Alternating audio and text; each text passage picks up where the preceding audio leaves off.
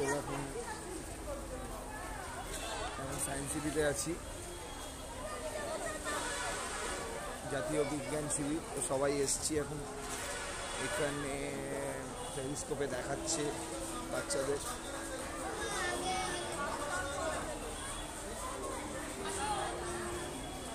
এখন সব এন্ট্রি করছি।